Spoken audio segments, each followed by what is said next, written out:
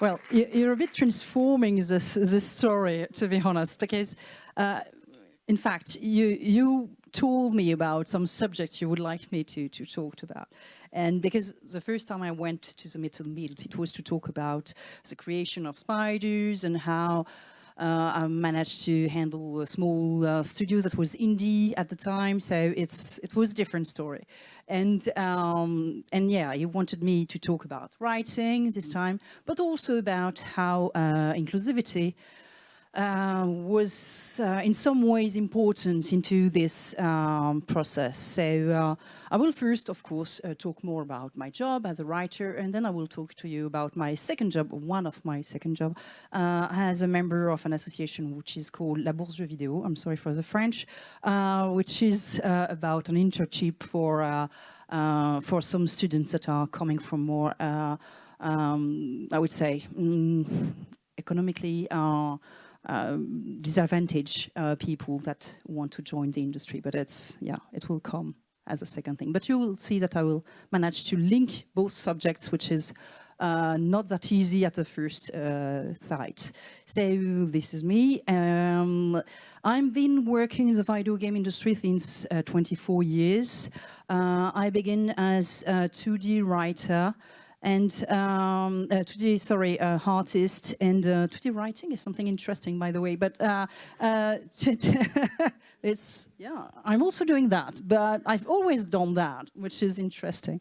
But yeah, I began as a 2D artist in a very, very small indie studio that was developing well, at the beginning, they were, in fact, developing multimedia application. That was something new back at the time in 1998. Of course, it was unsuccessful because it was new, but it was not that interesting. And the boss of the company, who was coming from some very old French video game company called Loriciel, thought that to succeed, it would probably better to come back to video games. So he went to find some contracts for developing Game Boy games. So my very, very first game was on Game Boy.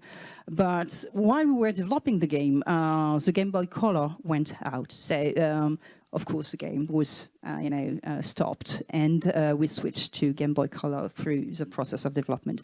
So, as an artist, I had to do everything again because we couldn't save what was done for the first issue of the game. But whatever, it was interesting, and it was really a kind of garage ambience. We were very, very young. We was passionate about what we were doing, but we knew nothing about video games. In fact, apart from the gameplay aspect, because we were all players, but that's it. There were no school, there were no way to be introduced into the video game industry back at the time. So it was a bit, a rough way to get into the industry. But then, I evolved a little, worked into several companies. I worked on mobile, I worked with Gameloft. The very first mobile site with things that were this time black and green, if you remember the very, very old phone that were existing at the beginning. And I worked on games developed on PC. I worked also as a journalist for some time. And then in 2008, we created with some colleagues coming from Monte Cristo, a studio called Spiders. And since then, I'm leading the studio. And I'm also the writer, which means that most of the time I'm creating the universes of the game, but also the scenarios, because there are not only one scenario in most of the RPGs, there are plenty of side quests, and everything needs to be intertwined into the story of that will experience the player. So multiple scenarios to write, dialogues also, and so plenty of things. So Spiders has been, a big part of my existence as a developer. We released 7 RPGs and we created also several original words specifically for our games. Could you please launch the video, please? The king has gone insane. He is a proponent of a theory called animal magnetism. He's capable of anything. This automata is a masterpiece. It could do much more than dance. Angel of death, descended from the heavens to vanquish the clockwork tyrant. You're just as they described. These machines feed on the dead. The greater the massacre, the deeper the river where they slake their thirst.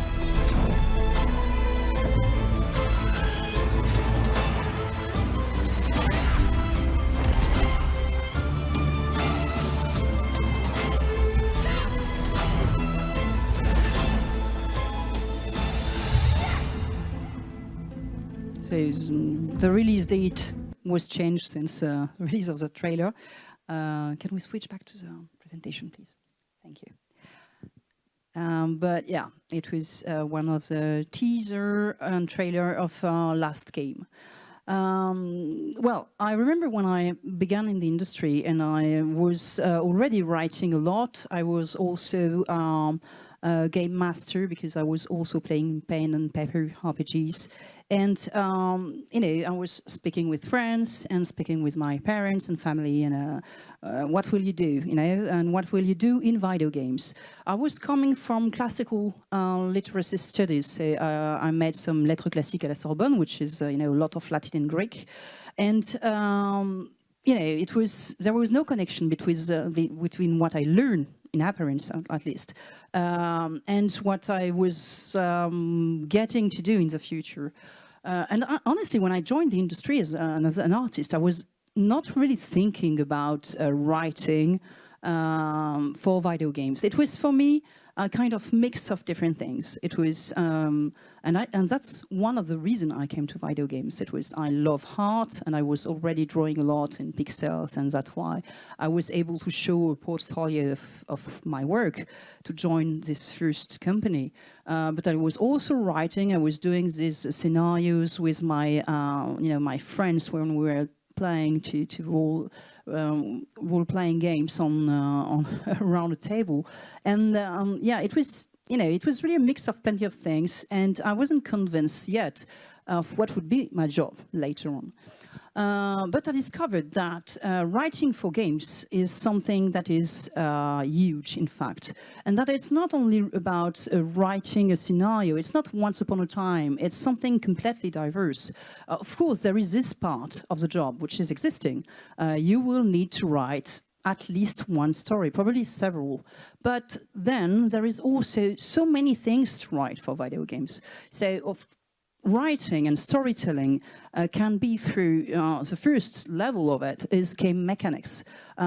Every game mechanics are telling a story. The presentation, by the way, that was just before me was amazing about that. But it was a kind of reversed vision of the same thing. So how game mechanics can translate you know, storytelling or emotion, what is happening inside a character. But if you send even in the, I would say, any games you've played, think about what the very basic game mechanics are telling about the game. For example, let's take a game, for example, where you have to compete with a lot of players, and to be the winner of the game, you need to eliminate all the players. What does it say about, you know, what are you telling to the players that are playing to that game? And for another game, let's take a game where you're playing, so a young boy, you need to get out of a castle, and to get out of that castle, you need to protect another character that is very weak, but that is the only one that can open some doors. And to be able to get out at the end of the game of that castle, you will need to protect that character and take her by the hand towards different, you know, rooms and bridges and whatever things you will go to, you will need to cross to get out of that castle. By very simple mechanics, without even talking about the story, you're already saying something to the player.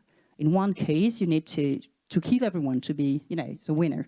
In another case, you need to protect an AI. Okay, she's not played by another character, by another player, but you need to protect her to be able to go through all, you know, the different, you know, I would say, experience that are planned by the developers to get out of that castle. And without her, you can't it's the end. It's over. So this is exactly the kind of things that are important when you are thinking into the game mechanics, and that are, you know, also transmitting part of the story. So yeah, storytelling is really everywhere. And when you are thinking about writing, most of the people think about the work of, for example, a novel writer. It's about, yeah, I've got these characters, I've got this story, I will talk about this story. But for video games, it's far more complex than that. And a big part of the game is, of course, working on the universe of the game itself, because it's far bigger than the story that will experience the player. It's something that is very wide. There is a depth into it that is far bigger than just, you know, the experience of the scenario. And there is also all, you know, of course, game mechanics, but UI is also something that will transmit a lot of the writing. You know, names, cutscenes, everything. Everything needs to be written and work at least by, you know, the team of the writers. What makes this job different from movies or series or novel writing? I would say that we need to take into account the players, so interactivity. If you want this story to not just be, you know, this kind of experience, you're in front of it and you're receiving something.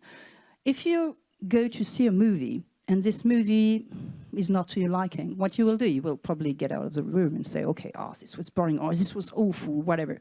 But in a video game, well, you're normally supposed to be able to choose your path. And not only choosing between two different choices in two dialogue, it's just by, you know, should I go this way or this way? It's already a choice. And it can, in some ways, have an influence on the story, have an influence at least on your experience. And having that in mind when you're writing is something that is completely diverse. If you've maybe read some books, you know, I can't remember the name in English for this kind of books, mais les livres dont vous êtes le héros. This kind of books where you are the one choosing between different options, and then you go page 22 to see the rest of the story, and then you change again and again and again. And of course, as a child, when I was playing that, I was keeping a lot, you know, of a small piece of paper to make sure that I could go back and try some other choices, because I wanted to see all the choices and I wanted to discover all the possibilities offered by the book. And of course, if I was dying, I was also, you know, very curious of what if I had chosen, you know, earlier to go on the other side and not, you know, on the left of this swamp to fight this scorpion that I can't manage to beat because I'm too weak. So this is the kind of things that I was very happy to design as a writer in video game, but I discovered that it was far bigger than that while, you know, I was working in video games. But it's still also very different of the experience that you can have as a master around, you know, a table with when you're, you know, the game master in a pen and paper RPG, because there is no limit when you're a game master. You know, your player can really imagine something that you never thought about, something completely crazy, and you will be able to answer because you're in front of them.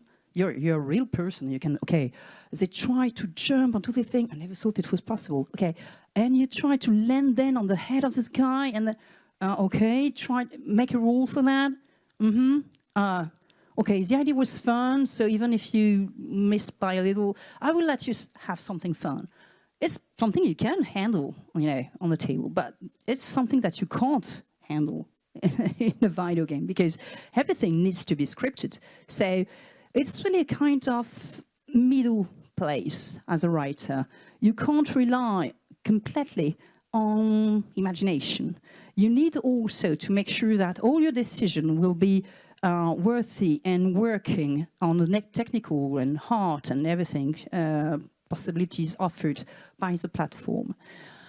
But one of the important points as an author, and believe me, I've spoken with a lot, you know, of authors coming from movies, from books, and you know, they want to talk about their story. It's their choice. They're writing a book. It's important. You know, it's their story. Sometimes it's even their very own story. So it's something that very, very deep. They're involved into it. Cinema, the same, basically, except it's more fancy, so it's even worse in many ways. But when you're working for video games, even if you have, you know, ideas, a story, something to tell, you're always thinking about, okay, but what will the players would like to do at that moment? What would they want to you know, to experience? Maybe they would like to take that shortcut to avoid that fight, or they would like to. So it's not that simple, and you really have to always be in a kind of very empathetic position to always imagine what some players would like to do. From time to time, you will have also to choose to not have this choice, not because it's, you know, technically impossible, which is a very good reason to not have this choice, but because you say, okay, I don't like this choice. I really don't like it. I don't want the players to be able to, I don't know, to do a genocide, for example. It's something that goes around my own feelings. I don't want to do that. But sometimes also you want to say, okay, you want to do genocide. Yeah, okay, I will allow you to do that. But then, you know, you will pay for it. And this is something, why not? You know, we're in the, you know, in the hard part, in a place where players can experiment also. When they are playing games like, you know, Star Wars, you know, a lot of players like to play the bad guys, the Sith. And, you know, why not being able to genocide a planet? Well, maybe because, you know, in reality it would be really, really bad. In Star Wars, it's something like everyone, you know, loves to be Darth Vader. So, you know, it's really up to you as, you know, a writer, but it's something that needs to be a decision. But whatever the decisions, you always need to take into account the players and the freedom you want to offer them. The other very important point as a writer to take into account is the gameplay connection, is the fact that you can't forget that you're writing for a game, not to satisfy your own, you know, ego, whatever, not to just tell a beautiful story. What needs to be, in the end, is a game. And we hope for a fun game, not something that will be boring or you know, interesting. If you want really the players to enjoy their experience, the gameplay connection is something important. I will take an example. For example, when we created Steel Rising and the universe, it's more about the universe and the scenario, but the first version of the game that was coming from an idea of the game design team. So they wanted to do a kind of soul-like game with a bit of elements coming from Metroidvania, so a bit exploration, a bit of, you know, hard fighting, hardcore action.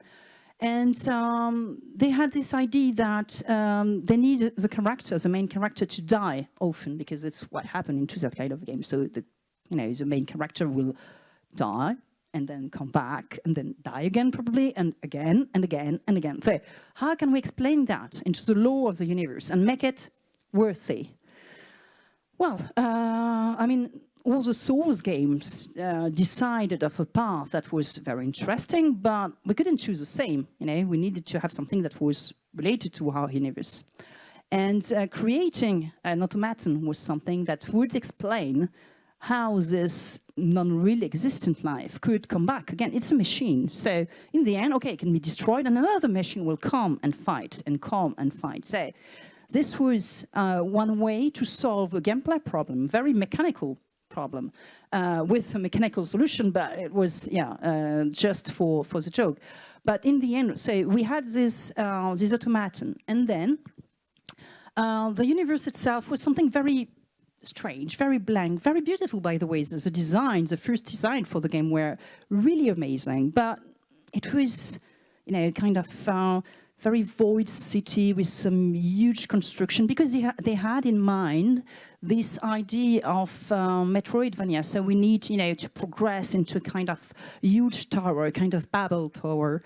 And it was beautiful, but I said, okay, there is no human being there. So you're playing an automaton, you're fighting against other automatons that were very huge, and no one. How can I bring story to that? So there was ideas of, okay, letting notes, books and things like that. And then I thought about Fallout 76 and, okay, when you don't have some real life into a universe and just some tracks of human life, it's very difficult to bring emotion into it. So I said, okay, we need to probably change things, but I hadn't the solution at the moment. And I went to an exhibition about Marie Antoinette. And from all the references we had from all the references we had on the character, on the main character for the automaton, one of them was several pictures of automatons from the 18th century. So it was at the moment something that was quite fashionable to have this in the court, to have these very beautiful automatons that were able to play some music, for example, this kind of things. And I thought, okay, we're French, we're trying to sell a game on the international scale. And we have this automaton as a hero, and maybe it could make sense to put that game into the French Revolution. And it was the beginning of the development of Still Rising, as you know it now, because at the first it was called Résurgence, and it was a completely different game.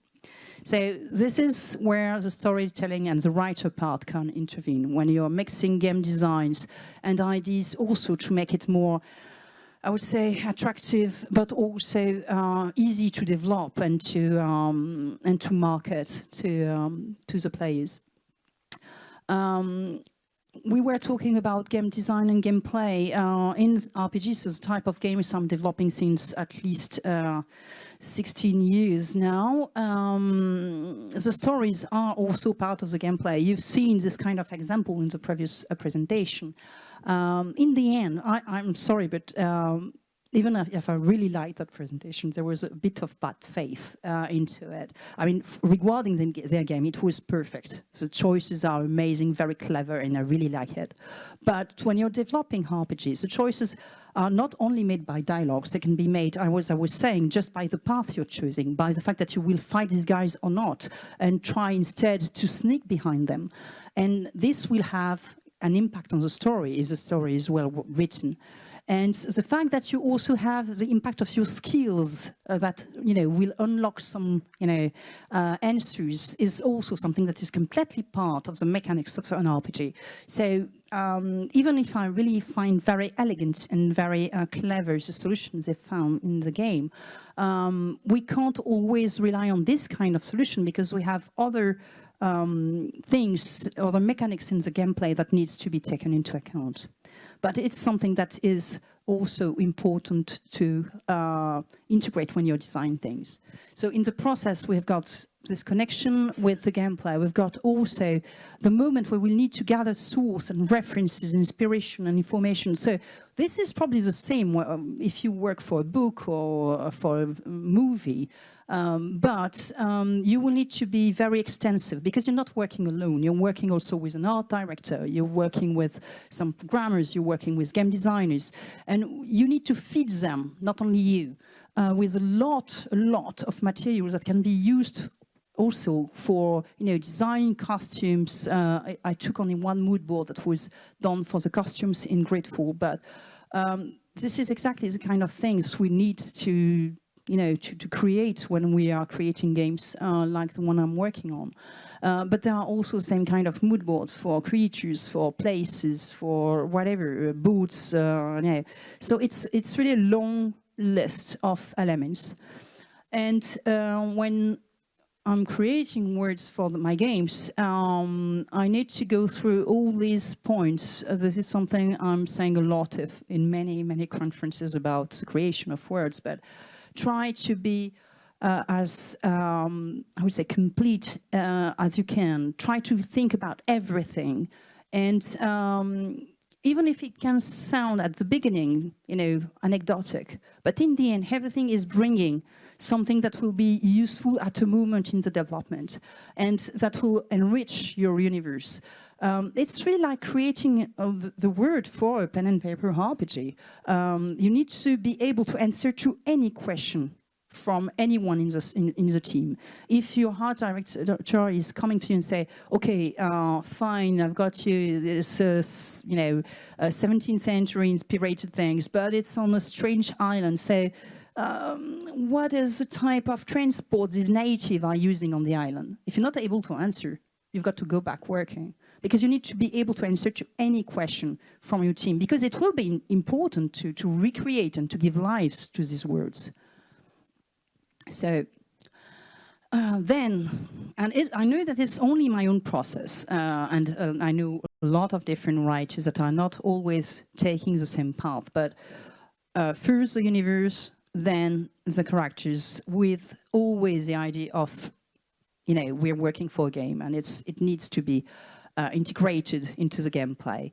So you're creating characters, and the main characters, of course, you're not thinking about all of them, because in RPGs you will be probably writing for, grateful it was nearly 400 characters. Of course, all of them was not as detailed. This is not important and relevant.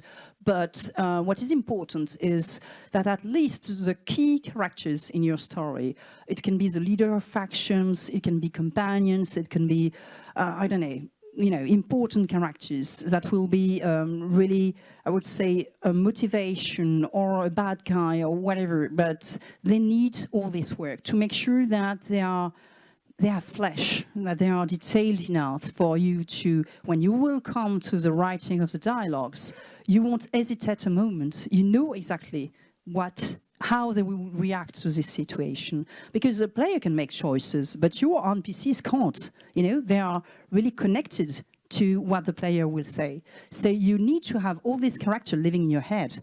And at any moment, it's exactly like I was saying for the universe.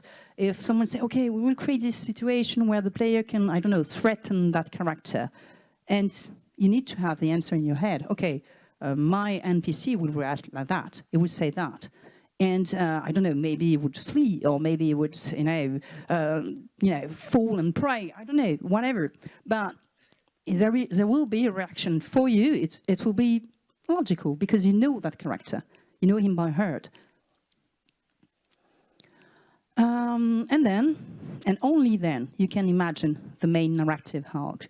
So in most RPGs, it's about, there is this very ancient threat that is in slumber for eons.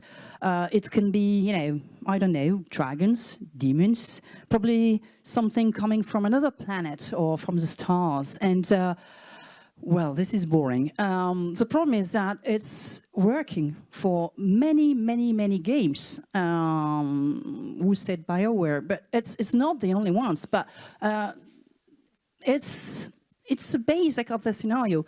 And in the end, to be honest with them, they're right. It's working. No one cares, because the main narrative arc, most of the time, is boring enough. It's also the same for all the Bethesda games. Remember the scenario of the Elder Scrolls? There is always, dragons, or an ancient dreamer that was a bit Lovecraftian, asleep in a mountain. It's exactly the same thing. There is someone sleeping.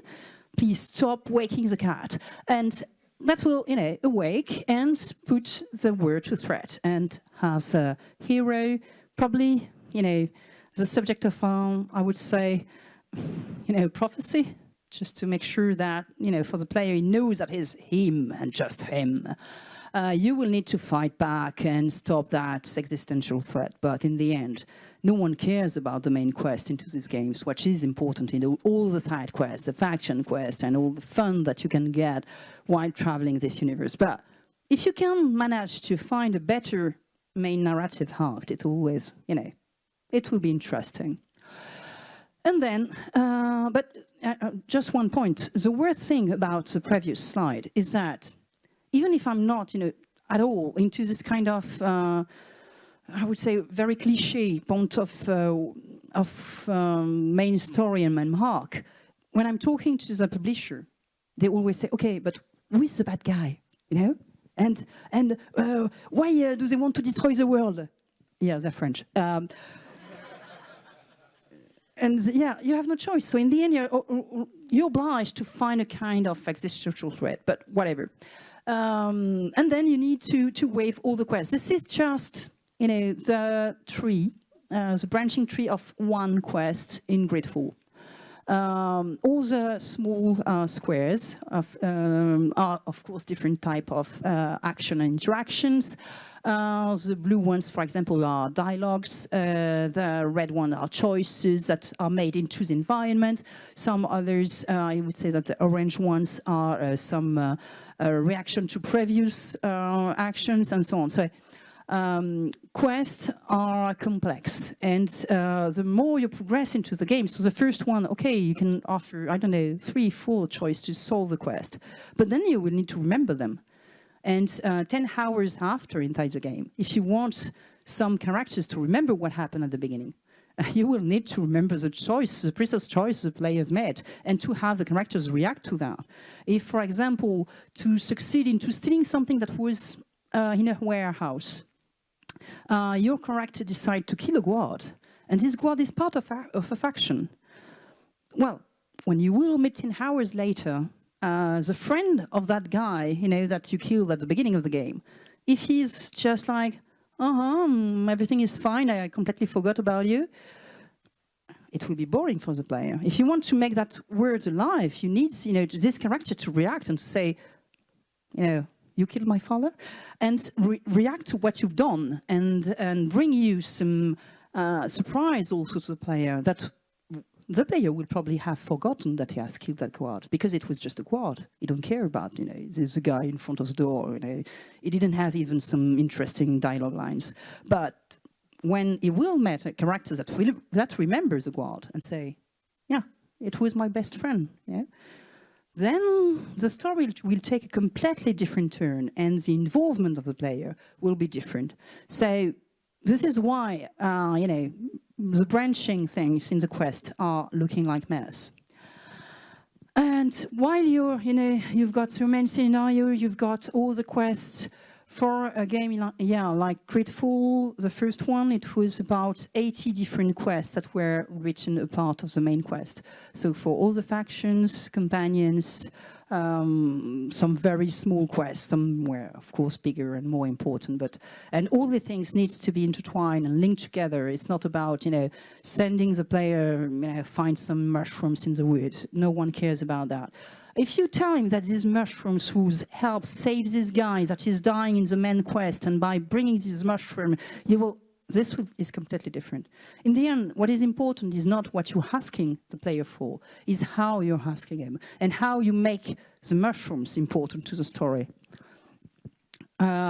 Please, don't quote me on that. But yeah, remember that storytelling is not only about writing scenarios, or, you know, not just one or multiple ones. It's the same. It's not only about writing once upon a time.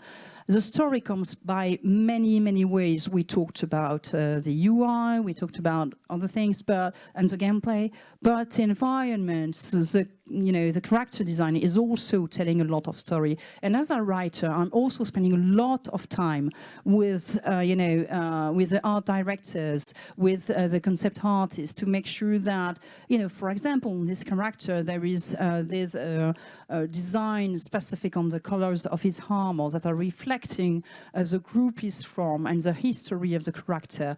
And the scars also has a story, and everything in the character is telling something.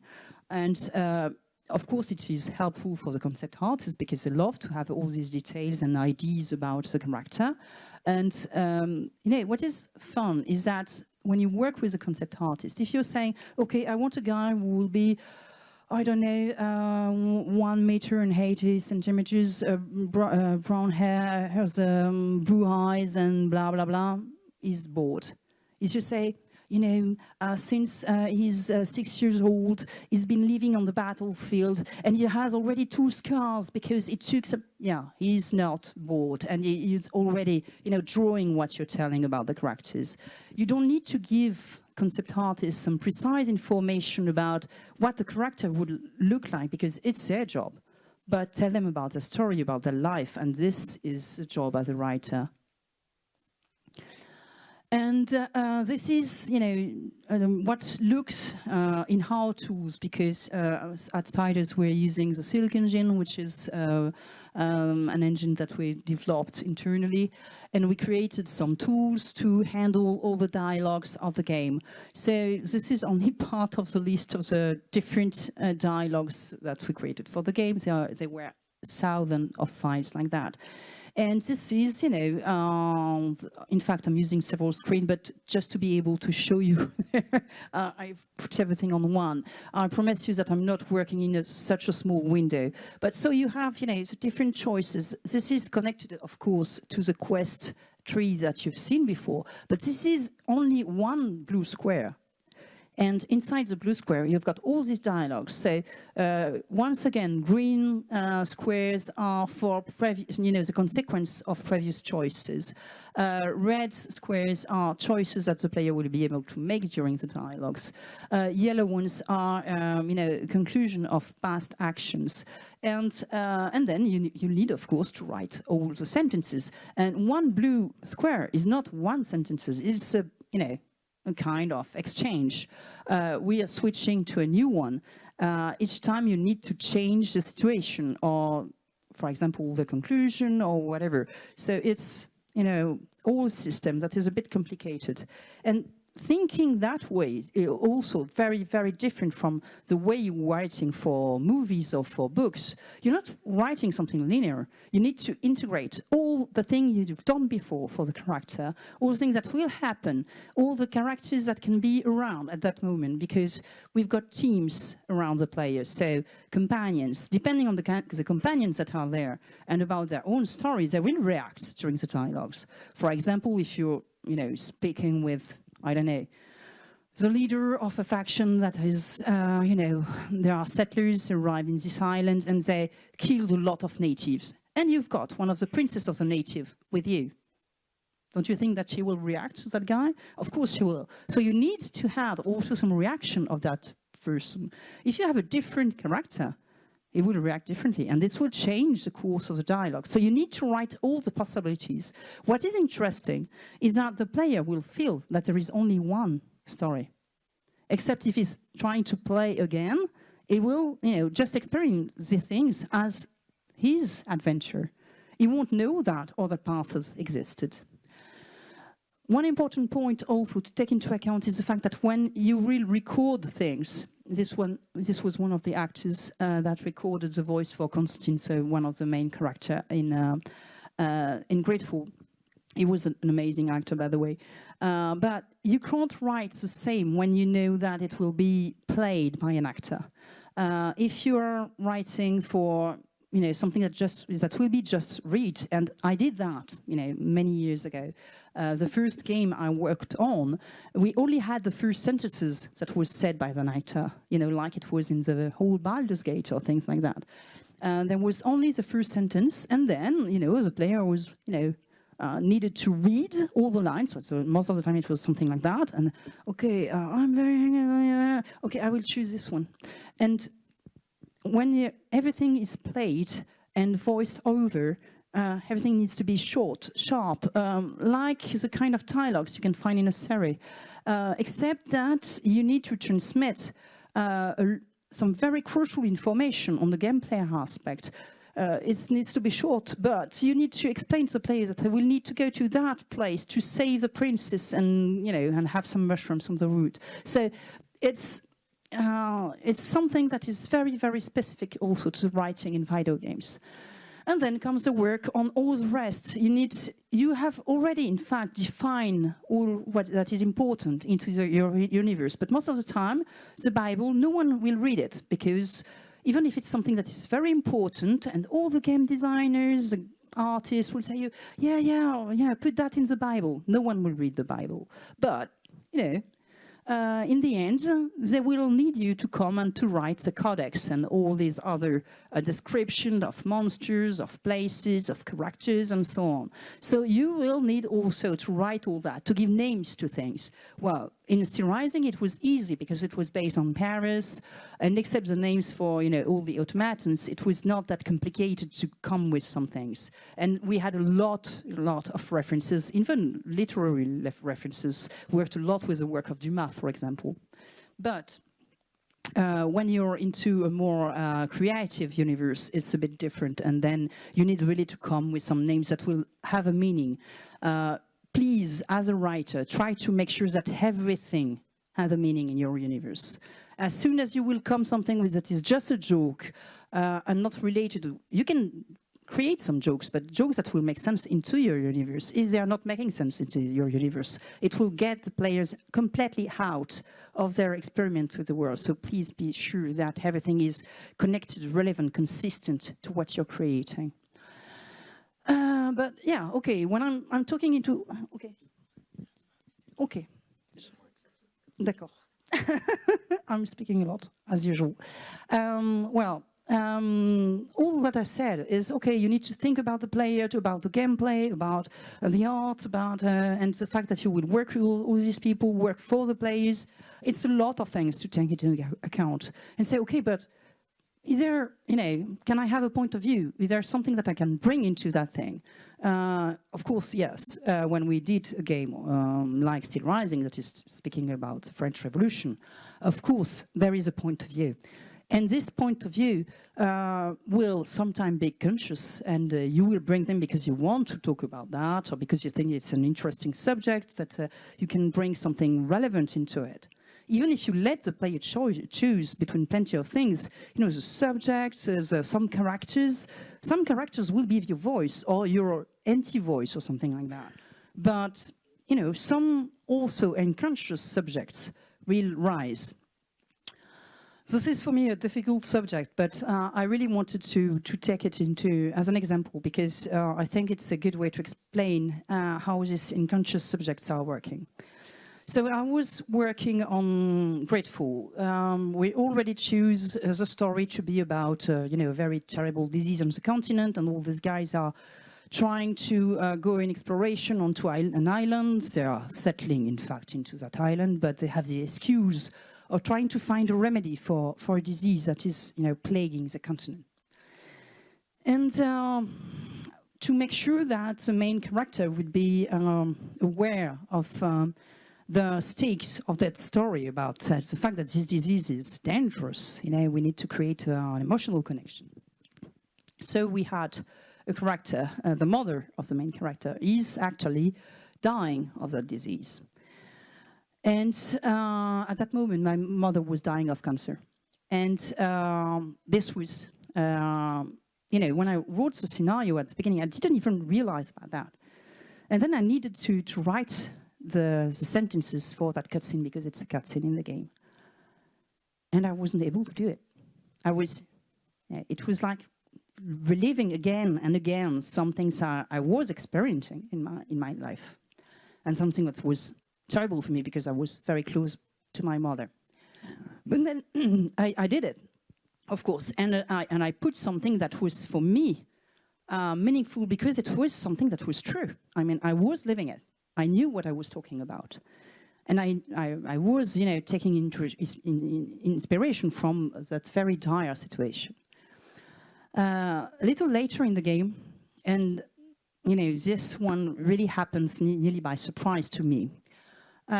We have another character who is a companion of the player. And there is a battle. She's, you know, the daughter of a fighting queen, you know, this queen of the natives that is fighting the settlers, that was inspired by Boadicea. You know, I was writing also that story, and then the quest, and this queen is dead, you know, on the battlefield.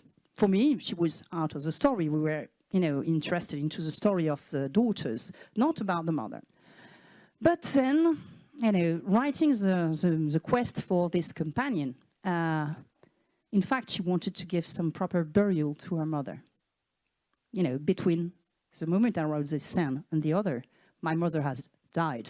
And I had to, and I didn't even realize I was putting that things into the game. It's afterwards that some of my friends in the team told me, "Are you sure you're fine?" No. To be honest, no, I'm not. I feel like shit. But it was part of my experience, and in the end, I don't know if it gives a better game, but it's something that will rise, whether you want it or not. And if you want to do something impactful, you're not obliged to have some terrible experience, and I really wish you not, these kind of things. But if you at least speak of something that you care about, that is important to you, even again, if you're giving choice, and you will need to give choices to the player, but at least speak about something that is meaningful for you, you will write something that will be more impactful, more true than if you're just, writing the random story. This is just an example that I love to take, just to explain how the life of the writers or creators or, creative directors of games can influence the stories. You, I guess, recognize, there's two, well, in fact, three characters, but in fact, they look like two characters. This is what I call the father trope. In fact, the daddy games, des jeux de daron en français. It's always the same. Well, 15 years ago, this was the story of the first part of the character. He was young, he was strong, he was bearded, and he was, destroying him, but saving the world at the same time. And then, there is years later a new game coming out with nearly the same character in the first case, but the same characters in the second one. And now he has more beard, which is very important. He's older, he's got some gray hairs and so on. But most of all, now he has to care for a younger character that he's a mentor, or he's a father.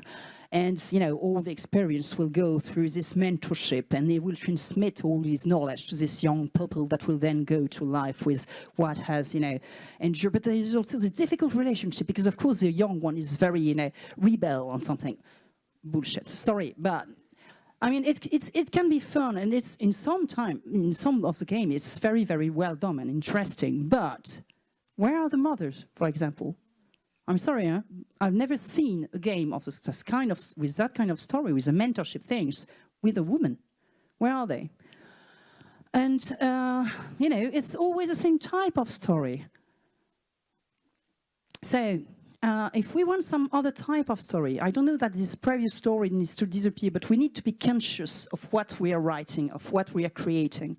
If we're creating things by being conscious of it, exactly the same about what I was saying about the game mechanics at the beginning. If you are conscious that you're creating a game when you're telling the players that to succeed in life, you need to kill everyone over there, fine, it's your purpose, but you need to be conscious of it.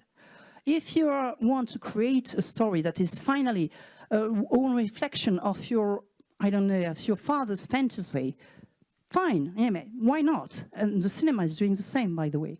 But, maybe it would be interesting to explore and experiment other type of stories, other type of hero. Why I put these two games? First, because we've got a kind of mentorship relationship with a woman, but it's a big sister, not a mother, so I'm safe. What I just said was still true. And the other one, for the first time in years, probably even in history, we had a game, a AAA game, with a hero that is black. Have you seen how he's looking, the creative director? He's black. So yeah, if we want this kind of character, we, alas, need to rely on some creators that will look like the characters. Of course, it's not always the same. It's better for me because as you can customize your characters in your game, I would probably look like some kind of strange monsters, but whatever. What is important, at least, is to accept that if you want to have a more diverse purpose into the game, to have diverse stories, diverse experiments, and also diverse mechanics, you will need to rely on a more diverse team and also on more curious publishers, because we all know that some publishers can be a bit, difficult when it comes to more experimental or different subjects. The video game has grown and developed and changed through the years. There are plenty of things new that are appearing today. and you know, being sensible to some new subject, trying to put some heroes that are not usual white-bearded old guy saving a young guy is not something woke. It's just proposing something different. You know, I can love this story and wanting some other stories from time to time. So whatever is the choice for bringing some new things, it could be just for more diverse, more, you know, having more different and varied experience, or it could just be because after a while you're bored about this type of story and you want to change just for once. But honestly, it's really, really important on my point of view, and I really can see it in the industry since, you know, the years I'm working into it, that if you are staying always the same kind of people, the same, and I'm not only talking about colors or genre, and I'm also talking about, you know, I would say background or origin or whatever. It's really the diversity of creators that creates diverse games. And this is really something that is meaningful for the whole industry and not for myself. If you're looking at the games that are developed, for example, in Indonesia, they're not the same as the one developed into the US. And this is something that is important and that we should be aware of.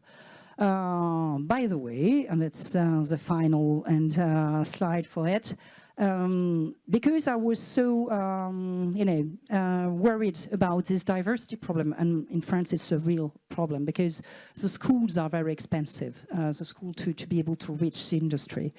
We created La Bourse de Vidéo, which is so this internship that allows, you know, some students to join.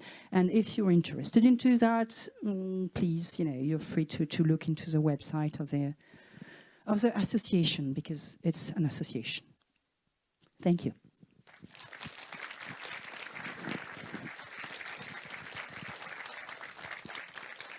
Tu vois pourquoi je disais que je t'ai rien demandé? C'était bien mieux que ce que je t'ai demandé.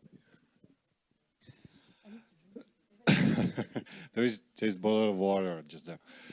Okay. Unfortunately, we will not have time for a lot of questions, so I will take 3 short questions, 1 question per person.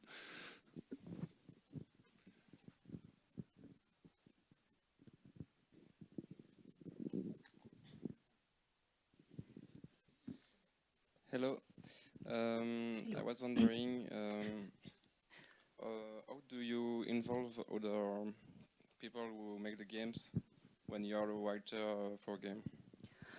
Most of the time we're working all together, in fact. There are some movements of, I would say, brainstorm, even if I don't like that, you know, idea too much. But we are talking with, the core team of the game, I would say, so art director, concept artist, main game designer, main quest designer, and all together we're speaking about what we would like to be in the game.